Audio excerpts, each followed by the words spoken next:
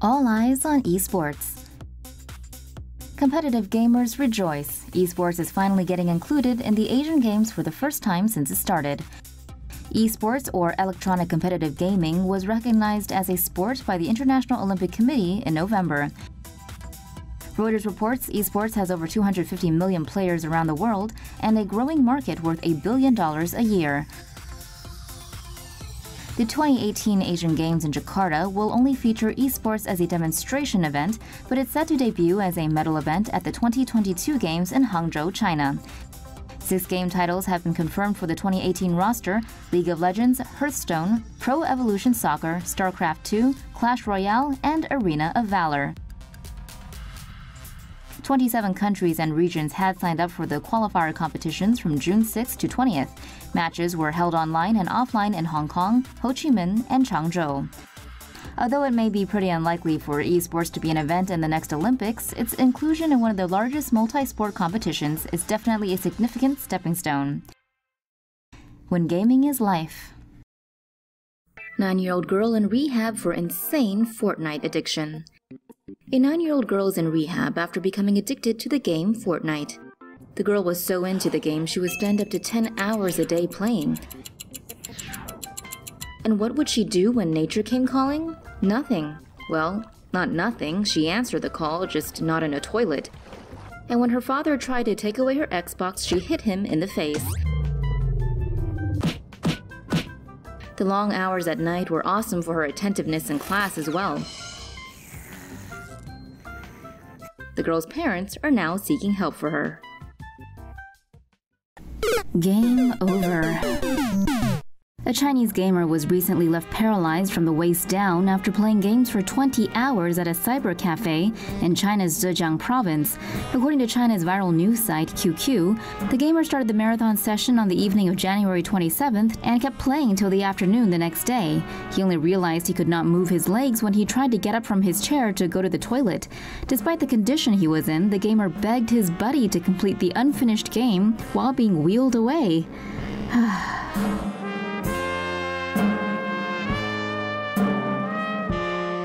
In a report conducted by South China Morning Post, China currently has about 565 million gamers, and in 2008, the country officially declared internet addiction a clinical disorder, which could result in addicts being confined to video game boot camps until they don't want to play anymore.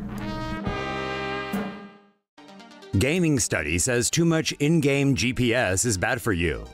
Next time you boot up your favorite first-person shooter, it may be wise to switch off the heads-up display or minimap. Why? According to new research, too much in-game GPS could be bad for your brain. Participants in the video game study played games for between 2 and 4 hours, 3 times a week for up to 12 hours per week, resulting in 90 hours of gameplay time. The research looked at the effects of gameplay on the hippocampus and the caudate nucleus. The first is responsible for emotions, learning, and memory formation. The latter helps us form habits and routines.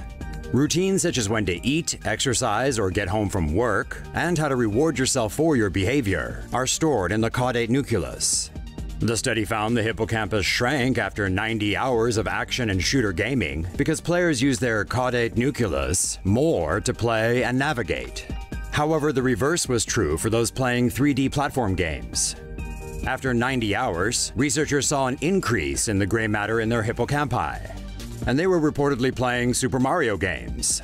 The gist of it is this: in shooters and action games, players follow a map and are on a linear path, going from A to B. The study puts that too much of this is harmful for your brain. Super Mario, on the other hand, the researchers say, encourages you to remember landmarks and use spatial awareness and is good for the brain. And a bad hippocampus, they say, can result in depression and possibly even dementia. But University of Oxford professor Andrew Szubrylski points out that the study lacks statistical power, and the framing of harm may mislead readers. He told the Mirror, the interpretation of harm, although attention-grabbing, was not peer-reviewed and appears to have been introduced afterwards. So basically, the study got published, then it was spun in a news release stating video games can harm brains. Newspapers saw that and thought, video games cause brain damage, yo! But the reality is that studies on gaming are inconclusive and mixed at best. For every study that says gaming is good for you, you'll find one that says it's bad. And speaking of studies, this team's work has been, as Villanova University psychology professor Patrick Markey tweets, debunked in the past for similar reasons. What's your take? Fire off below and let us know. World's hottest PC game to get locked out of China. PlayerUnknown's Battlegrounds may be a smash hit everywhere in the world, but leave it to China to take aim at the survival video game's violent content. Gameplay in Battlegrounds is Hunger Games style. It starts with players parachuting into a desert island, scavenging for all sorts of weapons, and then fighting each other to the death. Last man standing wins. Despite not yet officially launching in China, the game already has a sizable chunk of Chinese players. But with regulators complaining of too much blood and gore, it looks like Battlegrounds won't be getting a license anytime soon. If it does, expect it to be heavily cut and censored to fit socialist core values and traditional Chinese culture. Fun. The Chinese Copyright Association may not be a fan of violently competitive games, but better violent in a game than in real life, which might be the case if the players get fed up with their policing. Achievement unlocked. For the first time ever, gaming addiction is set to be classed as a health issue by the World Health Organization. According to a draft definition, symptoms of gaming disorder can include continuation or escalation of gaming despite negative consequences. It can also be shown by the gamer exhibiting impaired control over gaming and/or by more time being given to gaming, to the extent that it takes precedence over other important life aspects. And it's not like gamers can just go cold turkey. We mean, have you seen how they handle poultry? These symptoms have to go on for a year for a diagnosis to be assigned, but that time can be shortened depending on the severity of the gaming. Gamers help science big time. More than 250,000 gamers have helped one of America's leading universities find out more about neurons. The Princeton University EyeWire project saw 265,000 gamers help map more than 3,000 neural cells into a digital museum. How did they do that? Well, put simply, they gamed. The research project had players tracing out the structures from ganglion cells in a mouse's eye. Princeton research scholar Shang Mu said these cells are the connection between the retina and the brain.